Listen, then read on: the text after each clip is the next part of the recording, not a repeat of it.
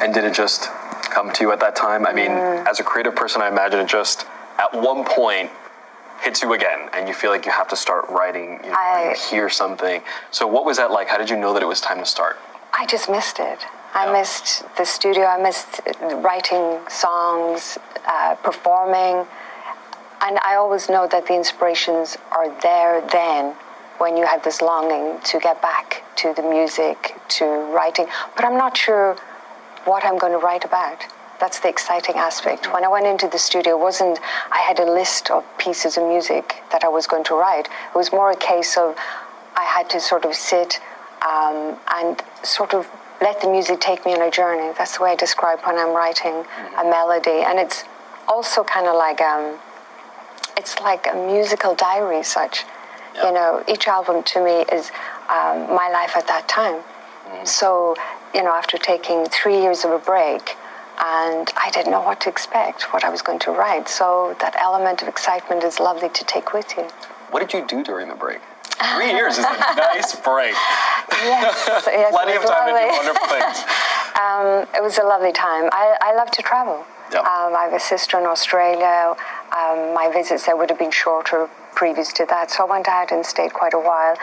And then I was spending quite a time in south of France and I bought a home in the south of France and started doing renovations on it and a bit of interior decorating, which I enjoyed. And the 3 years, it sounds like a long time, but it flew, the time flew. It can go by fast. Yes, it can. And it's called Dark Sky Island, and it's a reference toward an actual, place. Sorry.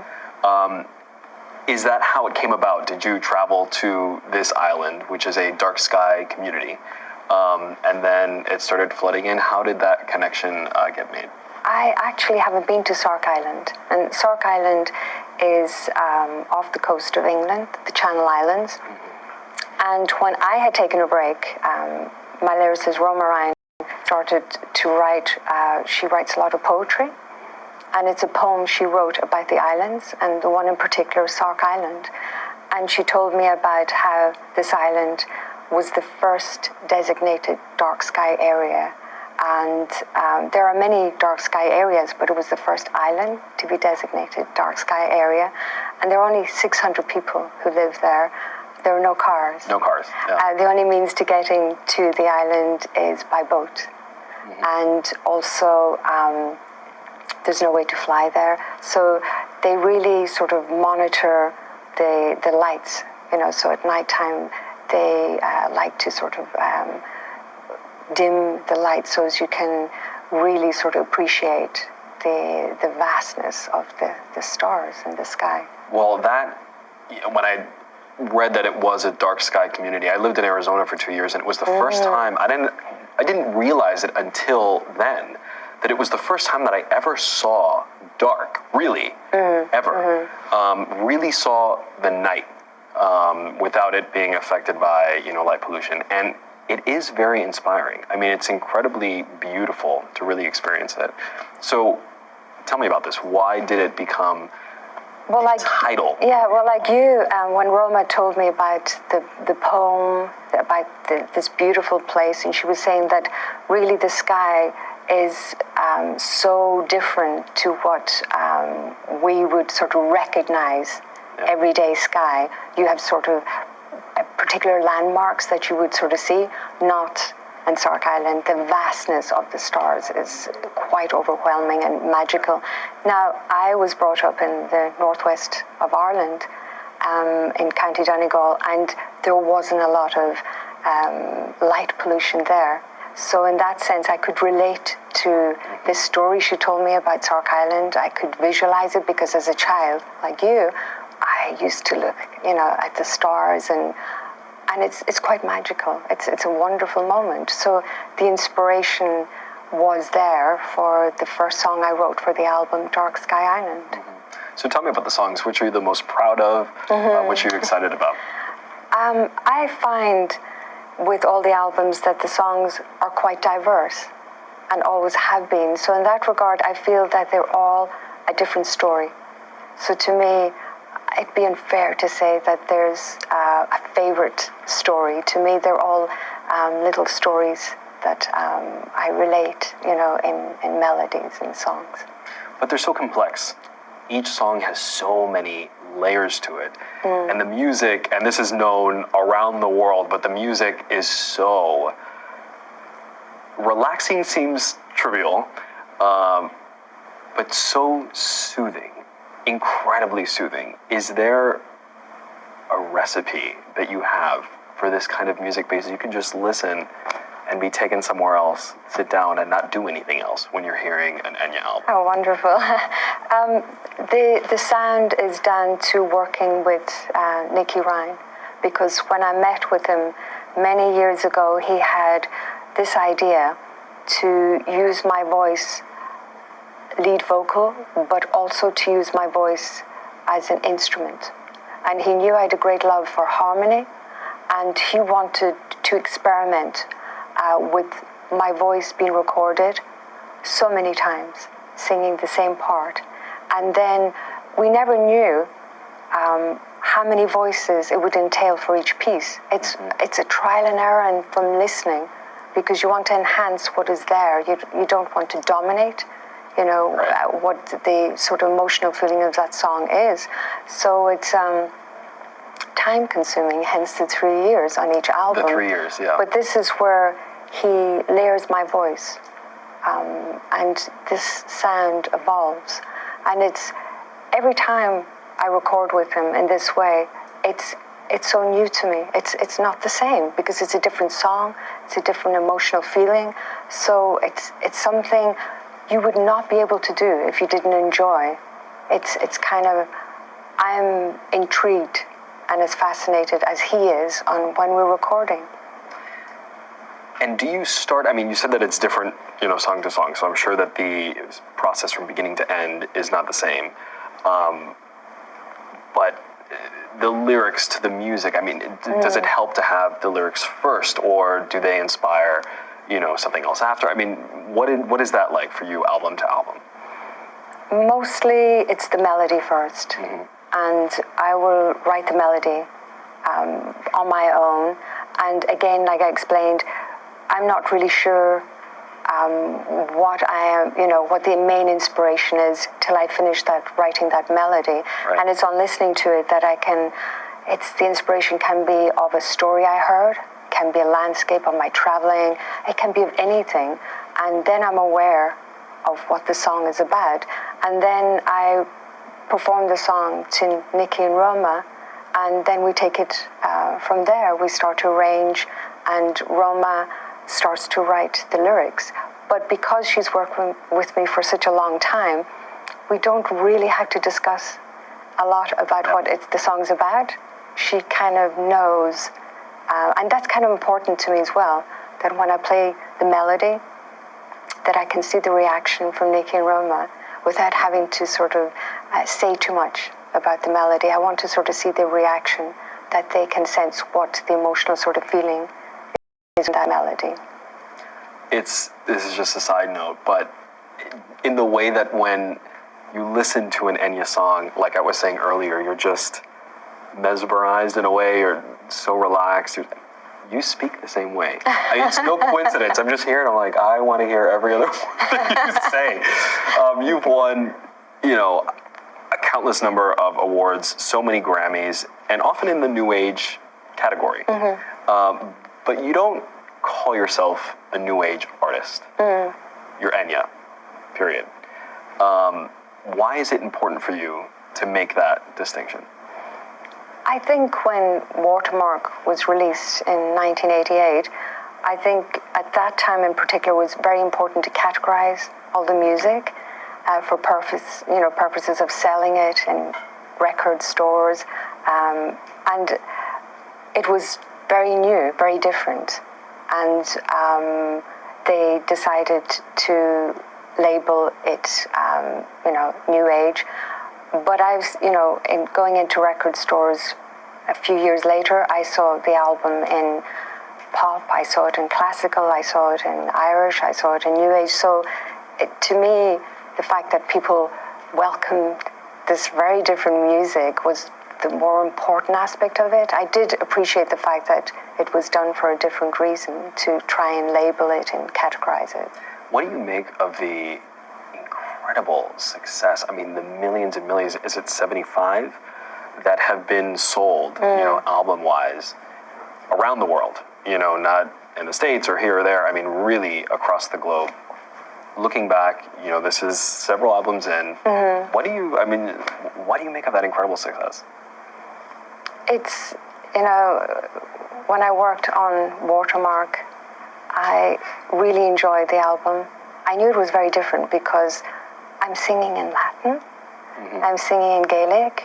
There's Watermark itself is an instrumental, so it's quite different.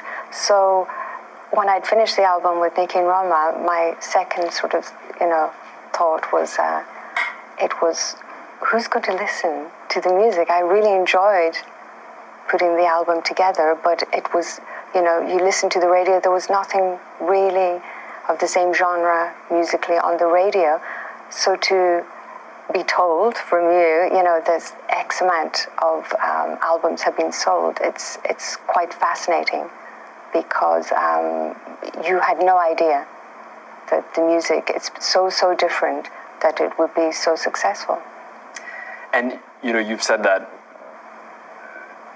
each song is approached differently, and you have a routine now with the two other people that, are part of this group. But have you noticed over the years, over the albums, that you have evolved in any sort of a different direction?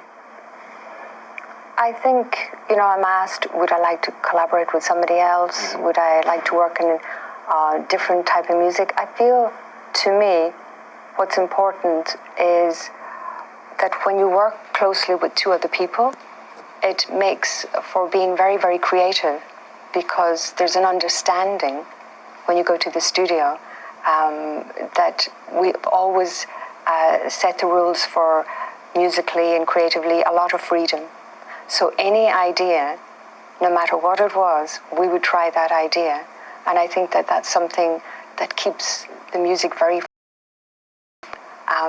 for example, when we were working in Amarantine, and we'd worked on Lord to that, and I sung in the Elvish language. And on Amarantine, Roma suggested to write a language, Loxian language. And that's the freedom we have in the studio. It's, of course, let's try it. And so that's something that's really important. Were you a fan of The Lord of the Rings, by any chance? Absolutely. You were? Absolutely. I read the book quite a few times.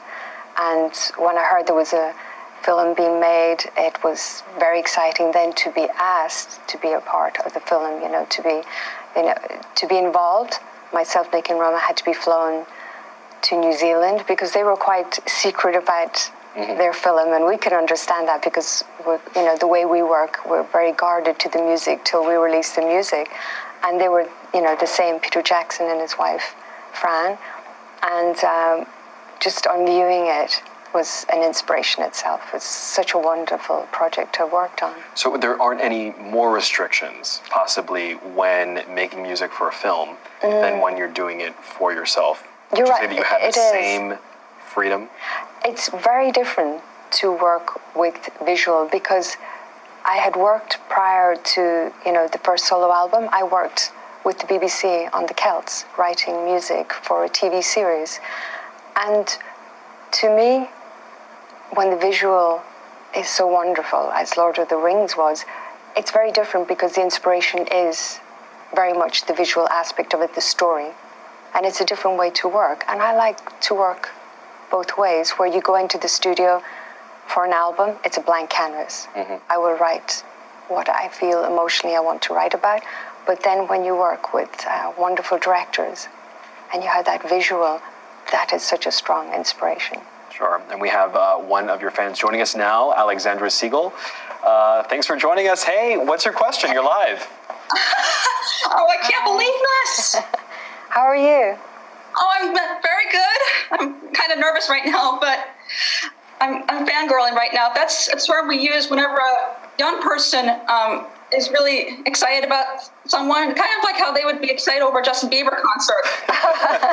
I am too. I'm fangirling over Enya right now. What's your question? Oh my gosh, I can't believe I'm talking to you. I've been a fan of yours since I was 15 years old. Oh, thank you. Thank you. Is there any particular song that's your favorite, or? I think the one that's most meaningful to me, since it's the first song I purchased, was "It's in the Rain." Oh, okay. It's the very first song I listened to. I was listening to it with my friend, who actually is a big Enya fan herself, along with her mother, and we were playing this quiz on her iPod, and your songs kept coming up a few times, and I was interested in it, and then so I went to iTunes and I purchased that song, and then more came afterwards, and I think I was hooked by Anywhere Is. And strangely enough, 3 to 4 months after I began listening to you, I found the announcement that And Winter Came was about to release. So I didn't have to wait very long. Hey, well, Alex, what's your question for Enya? Yes, I saw in your Amazon Instant Video interview that you were asked if you wanted to appear as a guest actress in a movie, and you said that you would love to. And I guess my question would be, if you were to appear on a TV show, which one would you want to appear in and why? My suggestions would be either Once Upon a Time or Doctor Who, but I wanted to hear your answer. That's a good question. When we were working on Lord of the Rings, I was hoping to get a part, because Peter Jackson appears in one of the scenes himself, and like Hitchcock, I loved Hitchcock movies, and he always appeared in all of the films, except I think one, Rope, he didn't appear in. No. So I'm trying to think what TV series, I would have to be, maybe Game of Thrones might be good, or... Well, that would definitely work. Because I get to wear a great costume. And they could play your music. It would be a great little collaboration. Well, no, I was going to say something else, actually. I don't think that would be a good fit for you. Now, you live famously in a castle, which is unbelievable, truly. And you mentioned earlier that you just purchased a new home in the south of France. What brought you, aside from the obvious, there's such a novelty to it, right? But what brought you to that castle? I have to say that it's to do with where it's located. It's right overlooking the Irish Sea, looking out at the Wicklow Mountains. The Wicklow is known as the Gardens of Ireland. And every day when I open, the old-fashioned shutters in a castle, you're looking at this magnificent view that changes within seconds, within minutes. At nighttime, it's quite magical. So in itself, to me, it's an inspiration. I never tire of that view. It's so beautiful. And the new home in France must be bringing you a lot of inspiration for another album, right? Tell me about that. What has it been like so far? How beautiful. It's, again, I was brought up on, the Atlantic coast. So the sea is a very strong part of my life, that I'm always overlooking the sea as such. And with overlooking the Irish Sea now in the castle, and in France, it's looking over the Mediterranean Sea. So. Do you have any plans for St. Patrick's Day by any chance? I'm actually in Japan.